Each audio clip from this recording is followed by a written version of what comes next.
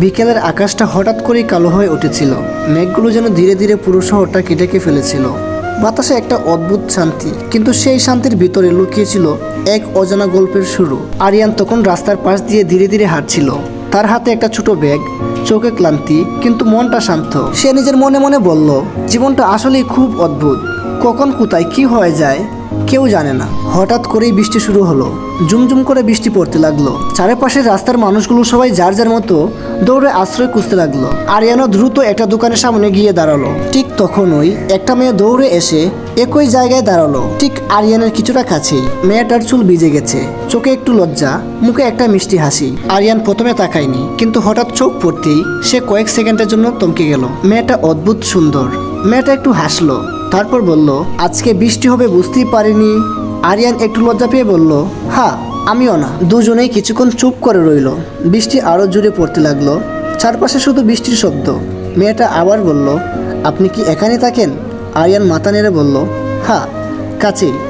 আর আপনি? মেয়েটা বলল, আমিও কাছেই থাকি, কিন্তু আজকে আটকা পড়ে গেলাম। তারপর আবার নীরবতা, কিন্তু সেই নীরবতা অস্বস্তিকর না, বরং অদ্ভুত শান্ত। আরিয়ান মনে মনে ভাবলো, এই মেয়েটাকে আগে কখনো দেখিনি, কিন্তু কেন যেন মনে হচ্ছে অনেক দিন ধরে চিনি। মেয়েটা হঠাৎ বলল, আমি মায়া। আরিয়ান একটু অবাক হয়ে তাকালো, তারপর মুচকি হাসলো। তারপর আরিয়ান বলল, আমি আরিয়ান। মায়া একটু হাসলো। মায়া বলতে লাগলো, নামটা খুব সুন্দর। আরিয়ান একটু মজা করে বলল, আপনার নামটাও। মায়া একটু লজ্জা পেল। বৃষ্টি তখনও থামেনি। মায়া বলল, মনে হচ্ছে আজকে বৃষ্টি সহজে থামবেই না। আরিয়ান তখন বলল, হ্যাঁ হয়তো। তারপর কয়েক সেকেন্ড চুপ থেকে বলল, কিন্তু আজকের এই বৃষ্টি হয়তো কোনো একটা গল্পের শুরু। মায়া একটু অবাক হয়ে তাকালো। মায়া বলল, গল্প? আরিয়ান হেসে বলল, হ্যাঁ, কখনো কখনো জীবনের বড় গল্পগুলো এমন ছোট মুহূর্ত থেকেই শুরু হয়। মায়া তখন আরিয়ানের কথা শুনে কিছুই বলল না, কিন্তু তার চোখে একটা অদ্ভুত আলো। কিছুক্ষণ পর বৃষ্টি একটু কমলো।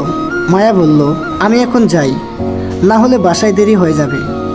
আরিয়ান মাথা নাড়ল, হ্যাঁ অবশ্যই। মায়া হাঁটতে শুরু করলো, কিন্তু কয়েক কদম যাওয়ার পর আবার ফিরে তাকালো। আরিয়ান তখনও দাঁড়িয়ে ছিল। দুজনের চোখ আবার একদম মিলল। মায়া হাসলো, তারপর ধীরে ধীরে চলে গেল। আরিয়ান কিছুক্ষণ দাঁড়িয়ে থাকলো, তারপর নিজের মনে বলল, অদ্ভুত একটা মেয়ে। বৃষ্টি কিছুটা কমতেই আরিয়ান বাড়ির দিকে হাঁটতে লাগলো।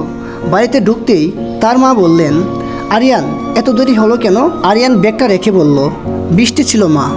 মা বললেন, ভিজে গেছো দেখছি, আগে গিয়ে কাপড় বদলে আসো। আরিয়ান তার রুমে গেল, কিন্তু তার মাথায় বারবার ঘুরছিল সেই মেয়েটার মুখ, মায়া। সে বিছানায় বসে ধীরে ধীরে বলল, আজকের দিনটা হয়তো আমার জীবনের একটা নতুন গল্পের শুরু। এদিকে মায়াও তার বাসায় পৌঁছেছে।